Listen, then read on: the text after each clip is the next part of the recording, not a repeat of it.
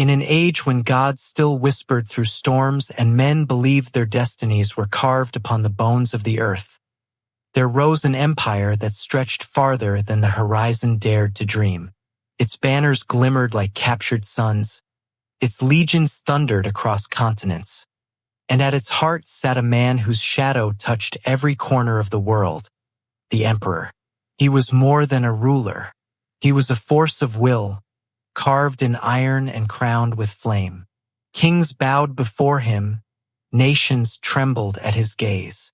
For 40 years, his word was law, his silence was judgment, and his wrath was death. But power, like fire, hungers always for more. And so, even as the empire thrived, a shadow began to fall across his soul. The emperor, once the most feared man alive, began to fear what no army could conquer, the slow and silent approach of death. Before we delve into these overlooked tales of endurance and pain, if you find yourself drawn to the hidden corners of history, please consider liking this video and subscribing for more stories like this. And let me know in the comments where you're tuning in from. I am always amazed that we can explore these ancient narratives together, no matter where we are in the world, united by our curiosity about the past. He dreamed of darkness swallowing his empire, of his throne standing empty beneath a dying sun. He awoke each night in sweat, his pulse echoing through the hollow silence of his palace. The whispers began soon after. They came from his council halls, his servants' quarters, his own reflection. "They will poison you," they said. "They will take what you built." He began to dismiss his generals one by one. The royal kitchens were sealed. Only slaves who had never spoken were allowed to prepare his meals, and even they were executed after serving. The emperor ate alone. He slept surrounded by guards who never looked at him. Even his dreams became prisons of suspicion. One storm-laden night, lightning split the sky like a blade. The emperor stood on his balcony, staring into the endless dark that stretched beyond his walls. For an instant, the thunder illuminated the statues of past kings that guarded the courtyard below, and he swore one of them moved. Its eyes burned with a ghostly light. Its mouth whispered a word he could not understand. He stumbled back, shaken to his core. The gods were watching, or perhaps warning. That same night, he summoned the one man whose name was spoken only in secrecy, the royal alchemist. The old man arrived wrapped in robes of dusk and silence. His eyes gleamed like glass spheres filled with stormlight, and when he bowed, the air seemed to tremble. "You command eternity," he said softly, "yet you summon me for fear of a single breath." The emperor's voice cut through the chamber. "Not fear, defiance. I have conquered men. Now I will conquer death." The alchemist regarded him for a long moment. To command death is to command the gods. Such power carries no mercy. Mercy, the emperor spat, is for the weak. And so began 7 nights of forbidden creation. In the catacombs beneath the palace, where even light dared not linger, the alchemist forged a potion unlike any known to mortals. He blended silver with serpent venom, ground emeralds until they bled green dust, and stirred the mixture with a feather taken from a fallen comet. Ancient runes shimmered across the walls as he whispered names older than the empire itself. On the 7th night, the storm above fell silent, as if the heavens themselves were holding their breath. When the alchemist emerged, his hands trembled. In them, he carried a vial so small it could fit within a child's palm. It glowed faintly, neither gold nor green, but a living light that shifted and pulsed like the heart of a dying star. He knelt before the throne and held it out. "It is done," he said. "But this is no blessing, Majesty. It is a chain. Once taken, it binds you beyond time, to live as long as the elixir endures. Even should the world itself turn to dust. The emperor took the vial. If I am to be the last man standing beneath the sun, so be it. The alchemist lowered his gaze. Then remember, my lord, eternity is not life. It is waiting. The emperor drank. The liquid slid down like fire wrapped in silk. His veins ignited. His heart roared like thunder trapped in flesh. The torches flickered as the air itself bent around him. When the light faded, he stood taller, his eyes burning with celestial flame. He looked at his hands, flawless, unscarred, unbreakable. No poison will touch me, he said. No blade shall pierce me. I am the Empire. But when he turned to thank the alchemist, the old man was gone. Only a single line remained, carved into the marble at his feet. Those who drink of forever will hunger for its end. Trumpets echoed across cities carved from marble and flame. Priests declared that the gods had chosen the emperor as their equal, a living deity crowned in mortal form. Gold rained from balconies, soldiers chanted his name, and poets etched his legend into the bones of temples. But the gods do not share their thrones. Weeks passed, then months. The emperor's reflection no longer changed. The creases that had once traced his eyes were gone. His hair gleamed like burnished bronze. His body felt lighter, his senses sharper. Yet something unseen began to shift beneath his skin. He no longer felt hunger. He no longer felt sleep. He no longer felt anything. At first, he dismissed it as triumph, the fading of mortal weakness. But as seasons turned, a strange coldness crept into his being. The warmth of the sun no longer touched him. The laughter of his court grated like metal. Even the taste of wine turned to ash upon his tongue. One by one, his advisors withdrew, unnerved by the stillness in his gaze. Servants whispered that the emperor's shadow sometimes moved on its own. Others swore they saw his reflection smile even when his face did not. The empire began to rot. Rivers receded into dust. Crops failed beneath skies of unending dusk. Plagues spread through the provinces like whispered curses. Temples filled with desperate prayers, yet no gods answered. When the priests confronted the emperor, begging him to atone for whatever sin had angered the heavens, he dismissed them with a single word: silence. Their tongues blackened before they could cry out. He turned the throne room into a mausoleum of silence, filled with statues shaped from the likenesses of his fallen generals, advisors, and lovers. They surrounded him in perfect stillness, guardians of his eternal dominion. But at night the palace stirred. The torches dimmed on their own. Shadows lengthened unnaturally.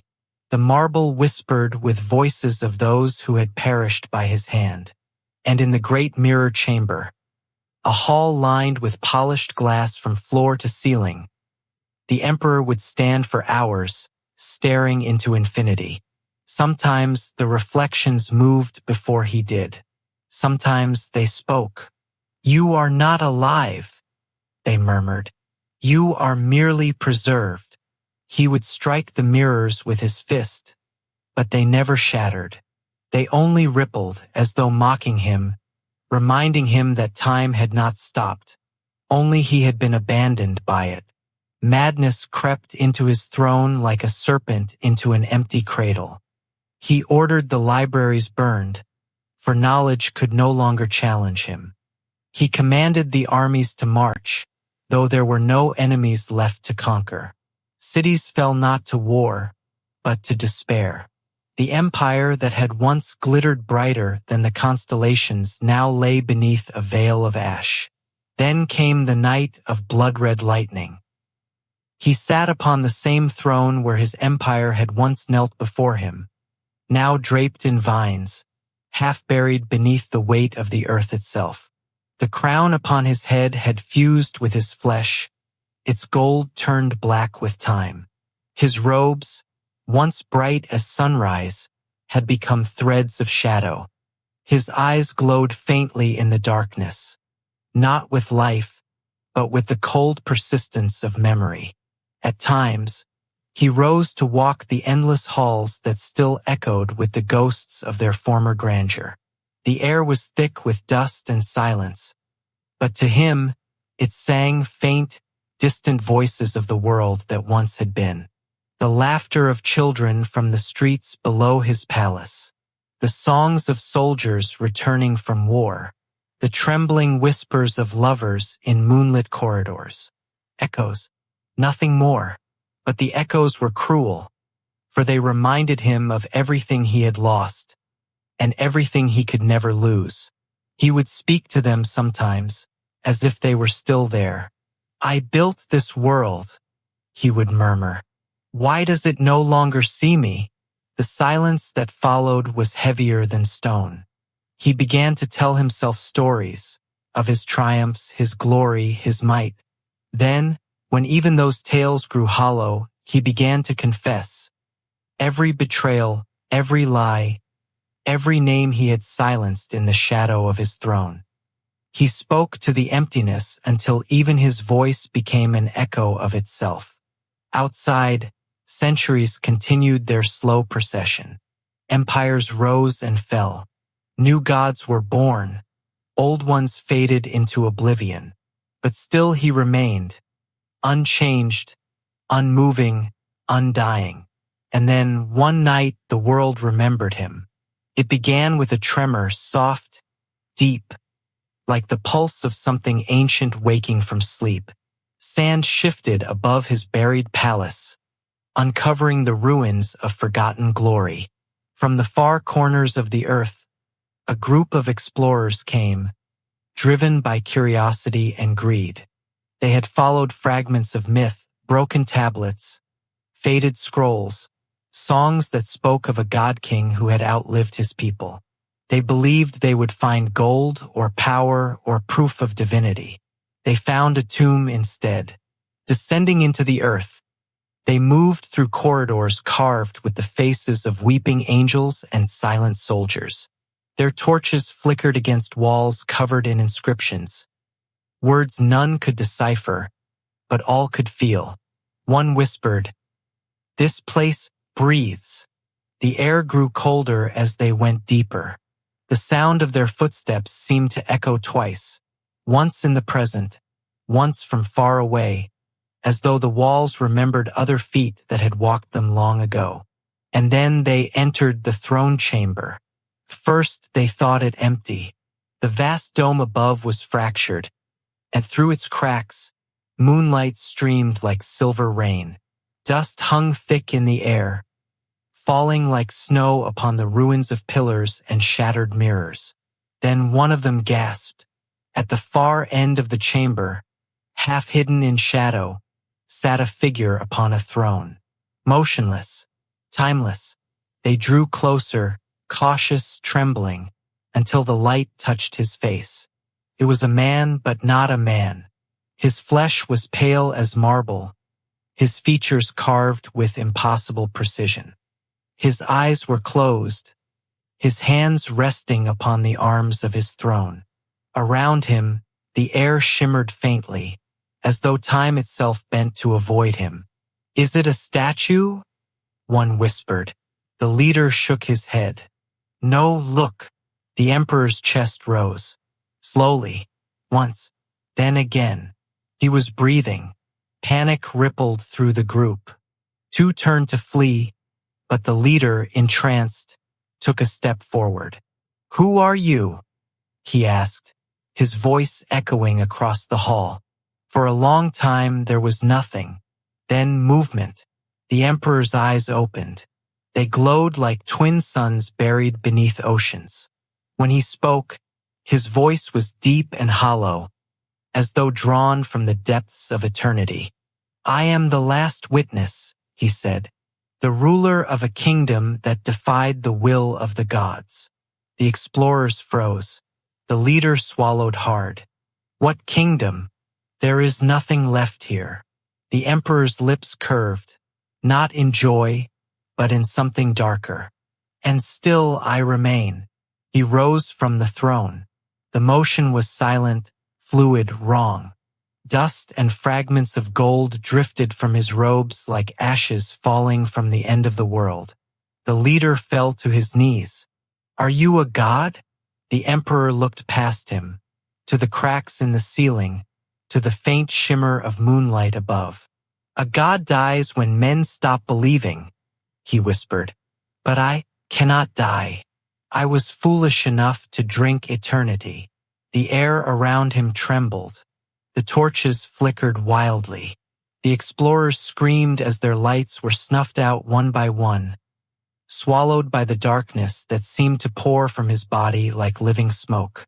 The emperor lifted his hand, and for a moment, time itself seemed to halt. The air stilled, the dust hung motionless, and every echo fell silent. He spoke, and his voice filled the chamber like thunder. You seek history, you seek gods, but history rots and gods forget. Only I remember. Then the torches flared again. The explorers were gone. The hall stood empty, save for the faint outline of footprints in the dust. The emperor sat once more upon his throne, his eyes closing slowly. Silence returned. When another 1,000 years had passed, the ruins were uncovered again. No body was found. No throne remained. Only a handprint scorched into the stone floor, as if pressed there by fire, and beneath it, carved in ancient script, to escape death is to live without life. They say the wind that passes through those ruins still carries a whisper, faint, eternal, and sorrowful. Sometimes it sounds like a sigh, sometimes like a voice calling across the ages, remember me. And when the moon is full, and the night wind moves through broken pillars and empty halls, some swear they see him, a lone figure standing where a throne once stood, his eyes glowing softly beneath the starlight, waiting still as empires rise and fall around him. For he is the shadow that endures, the echo that never fades, the emperor who defied time and became its prisoner.